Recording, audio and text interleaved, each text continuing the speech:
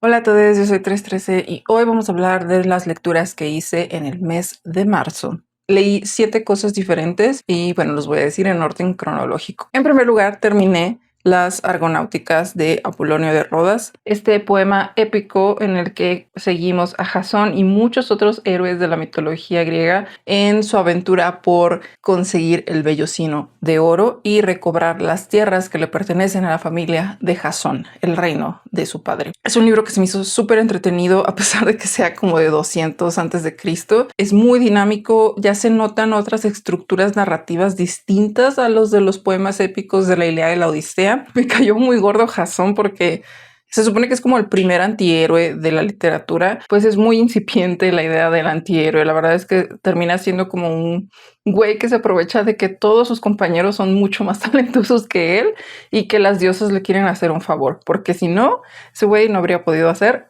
nada. Me gustaron todas las aventuras, todos los guiños a otros mitos de famosos de la mitología griega y todos los personajes que acompañan a Jasón en este viaje. O sea, sale Heracles feo, con su lira, hace muchas cosas y en general es un libro muy entretenido. Les digo que es a final de cuentas un texto de aventuras y también me gusta obviamente toda la introducción que hace Gredos acerca del contexto histórico y la permanencia, cómo llegó hasta nuestros días este texto, quién fue Apolonio de Rodas y un montón de otras cosas muy interesantes. Obviamente si les gusta la mitología grecolatina, ¿verdad? Pero yo lo recomiendo bastante. Lo único malo es que Gredos siempre hace esta traducción literal que no respeta el poema y termina siendo traducido en prosa.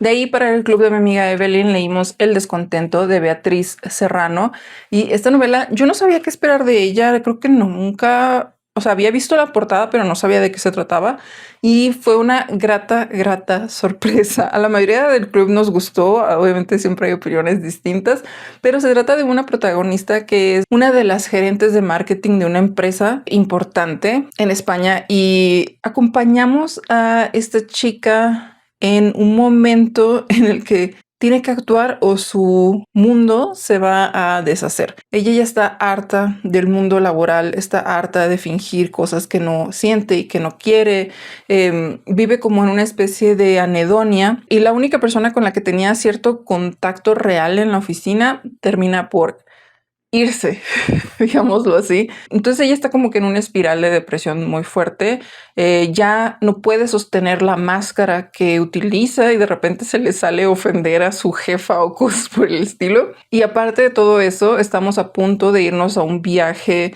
a un fin de semana de conexión laboral o algo así, que esos tipos de eventos que hacen en las empresas para crear team building es mierda así. Y pues vamos viendo cómo ella pues va perdiendo las ganas de seguir existiendo en esta rueda que no podemos modificar, pero de la que no podemos salir hasta que hay como una especie de desenlace que para mí fue un final feliz, pero este libro es sumamente cínico. Es muy sardónico, está lleno de hartazgo, es una persona que no es una buena persona, pero tampoco es mala, simplemente está muy deprimida y muy harta de los estándares que nos pide la sociedad para encajar y para poder sobrevivir y obviamente tener que trabajar hasta que te mueras. La verdad es que yo lo disfruté mucho, les digo, es un personaje muy cínico, muy irónico, pero desafortunadamente a veces terminas identificándote con ella, sobre todo si has trabajado en el mundo de las oficinas y es muy chistoso. O sea, hay momentos de un absurdo total que yo me estaba cagando de la risa. Entonces, yo sí lo recomiendo, sobre todo si eres godín. Luego para la Calacalé leímos Todos los fines del mundo de Andrea Chapela, que bueno, es este libro tan famoso que salió en el 2025 de ciencia ficción. Es una novela de Andrea Chapela. Yo había leído anteriormente sus cuentos, entonces ya sabía más o menos qué esperar del estilo. Y bueno, a mí me gustó mucho, creo que le puse 4 de 5 estrellas, pero creo que me gustó por las razones equivocadas. La verdad es que no es un libro que yo sienta que es del género de la ciencia ficción. Me parece que es un libro que usa la ciencia ficción de pretexto para disfrazar un ensayo de novela y y el ensayo que hay dentro de la novela sobre la amistad y el amor y las divisiones arbitrarias y subjetivas que ponemos a estas categorías es la parte importante e interesante del texto.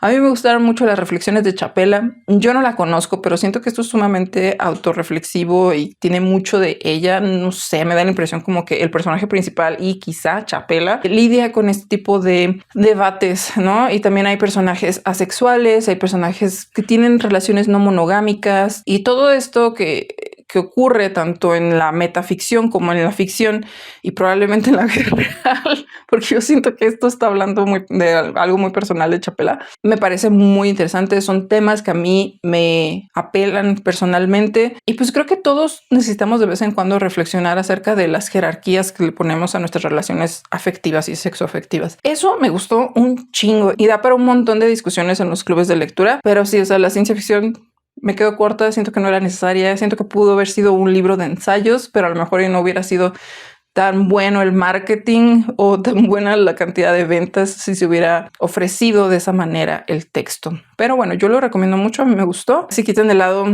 que se supone que es una novela.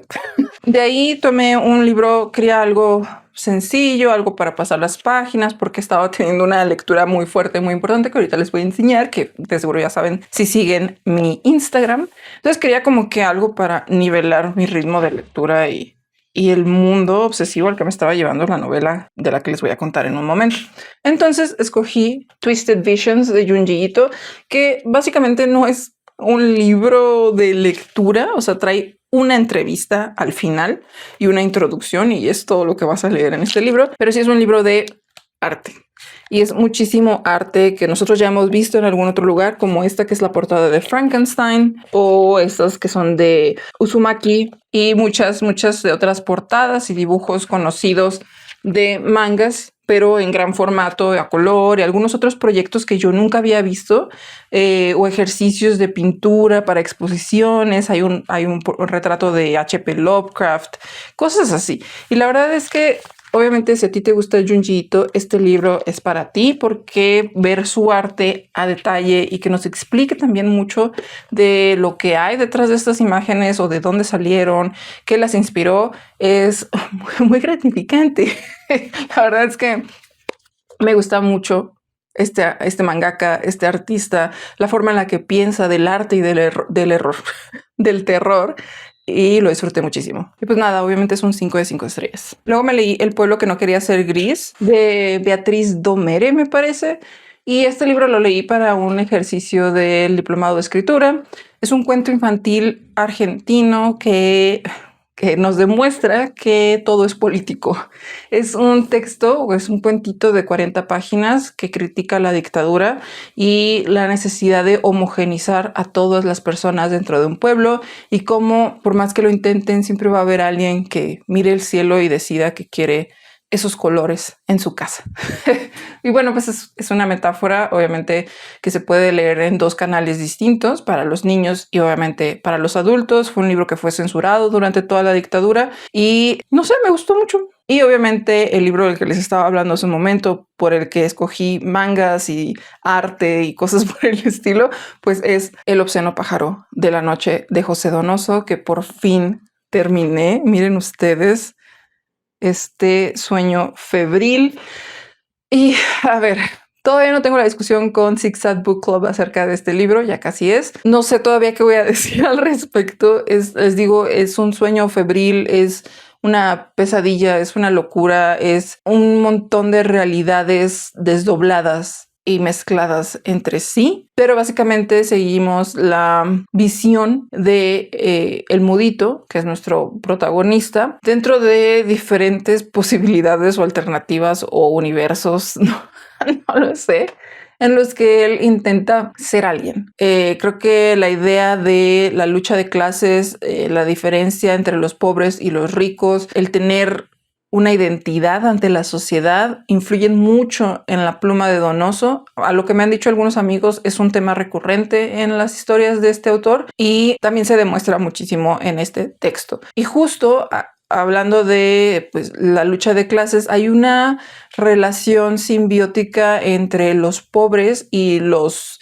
que trabajan para los ricos y las personas que tienen el poder, en el que los pobres tienen como estas pequeñas mañas, estas pequeñas travesuras y venganzas y trapos sucios literal y no literalmente de los ricos que hacen que los ricos no puedan vivir sin ellos, y se crea como esta relación enfermiza entre lo abyecto y lo luminoso y lo rico y lo pobre y las brujas y las vírgenes, y hay como esta dualidad todo el tiempo entre todo lo que ocurre en el texto. Es una perra locura. O sea, les digo que yo no puedo todavía como grasp todos los significados que hay y probablemente no los voy a terminar de encontrar en una sola lectura. La verdad es que este libro merece harta relectura. Pero sí, o sea, existen estas dualidades constantes en las que las cosas y los personajes se van convirtiendo en otros, y inclusive de una manera arquitectónica. Creo que los edificios son muy importantes dentro de este libro, empezando por La Chimba, que es un lugar como una especie de convento, pero es un retiro para las criadas viejas que ya no tienen pues fuerza y ya están como esperando morir, y es como un lugar de rezos y para irse como a castigar religiosamente y cosas así, que ya cayó a menos y que ya es como un lugar de ruinas, que están a punto de derrumbar, ¿no? Para utilizar ese predio para algo mejor. Y en contraste con La Chimba está la Ciudad del Niño o La Rinconada, que es este lugar donde viven un personaje muy rico, de descendencia española, que está haciendo su vida en la política y necesita descendencia porque es el último de su nombre. La descendencia viene de una manera inesperada y esto genera un odio, un twist en su mente, un terror que lo hace querer matar a su hijo, pero cuando cambia de decisión,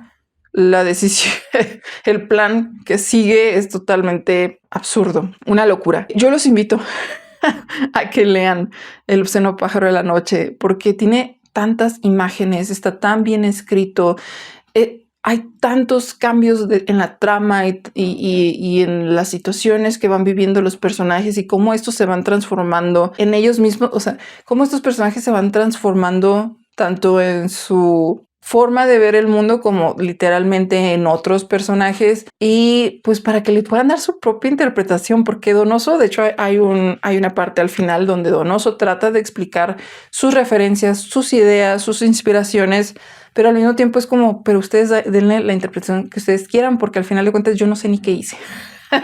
Entonces también es como que es un ejercicio de constante análisis muy interesante. No sé, me recordó mucho a mis sensaciones cuando leí La Casa de las Hojas, de estar tan inmerso en el texto que quieres descubrir patrones, y quieres descubrir teorías, y quieres descubrir cuál es la realidad y qué parte es metaficcional y qué parte es lo que sí está ocurriendo, qué parte es un sueño, qué parte es una historia que alguien más le está contando a otro. Y esa manera de introducirte en el texto que te vuelve loco junto con los personajes es lo que yo sentí al leer La Casa de las Hojas, que obviamente también tiene una parte arquitectónica muy importante. Me lo hizo sentir este libro y, o sea, es de lo mejor que he leído en muchísimo tiempo.